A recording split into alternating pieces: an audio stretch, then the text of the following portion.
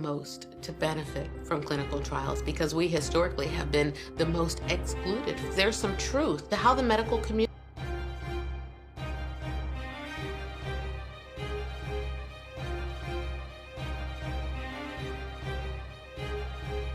thing that it was supposed to do.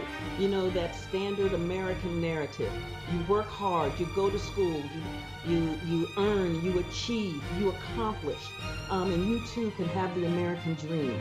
And they did that in Tulsa. And they did that against all odds because this is in the era of Jim Crow. And these are folks who are just a few decades out from slavery in the United States. They did it. And what happened was there was a triggering event, as it were, where a young black man was accused of attempted rape of a white woman. He is thrown into jail. There's a white mob that is forming outside that jail. African Americans from the prosperous Greenwood community, they come to prevent a lynching. They are armed. That sent just a wave of anger through that white mob. That black men had the audacity to believe that they had the right to self-defense, that they had the right to demand justice, that they had the right to intervene in a lynching. The next thing you know, the mob is deputized and they just eviscerated, just waylaid that community. 35 to 40 blocks just destroyed. Planes dropping kerosene bombs on that community. The reason why we don't know this basically gets to the battles that we're having right now in American society about American history.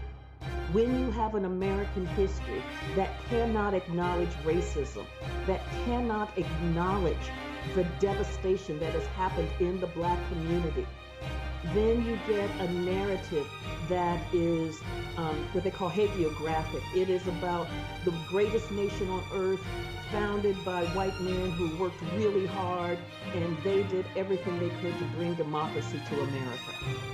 And then that makes the nation that we live in right now unintelligible to our eyes because we have really bad history that makes what we see very difficult to discern. And so we come up with, we must be looking at a culture of poverty kinds of rationales instead of what we're looking at the systematic devastation. Here's my issue with black in the media. We are the only people in modern history who participated in the extermination of our own public image. Black women literally participate in the extermination of their own public image through the reality shows, the drama shows, the gangster rap. Everything the world thinks about black women, you guys are literally dramatizing it to the world for money. Black men, all the gangster rapping and all the negative images we project about ourselves through the media, we are literally confirming people's opinions and stereotypes about African people. So when the police pull you over and blow your brains out and he goes to court, he gonna get off. You know why?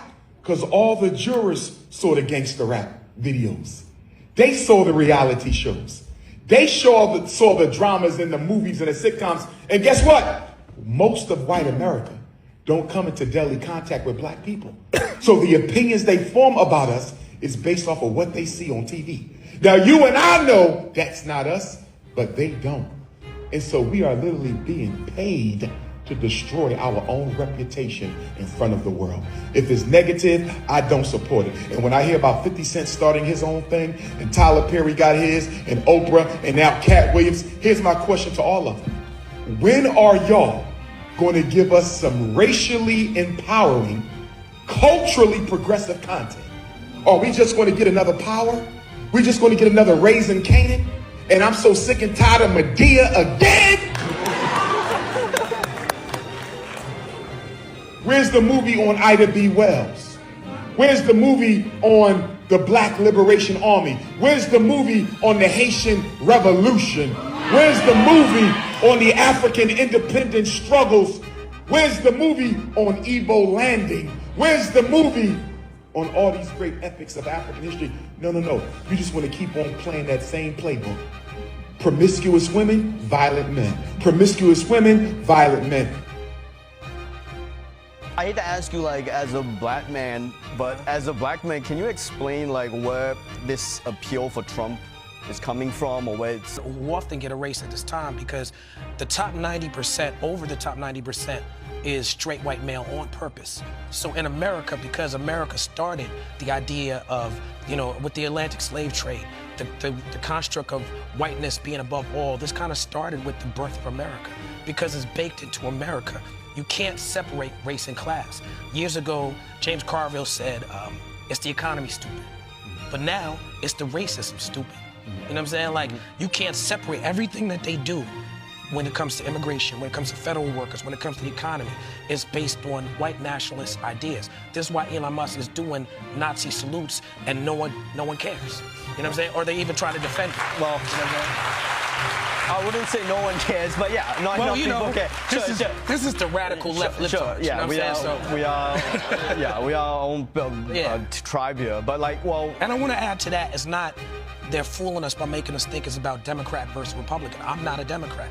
I've never been a Democrat. I voted Democrat before. I've never voted Republican, but I've never identified as a Democrat. Sure. This is not about Democrat versus Republican. This is about good versus bad. This is about colonizers versus the colonized. This is about the oligarchs versus the poor and working class people. It's not about Democrat and Republican. In this country, they change philosophies anyway.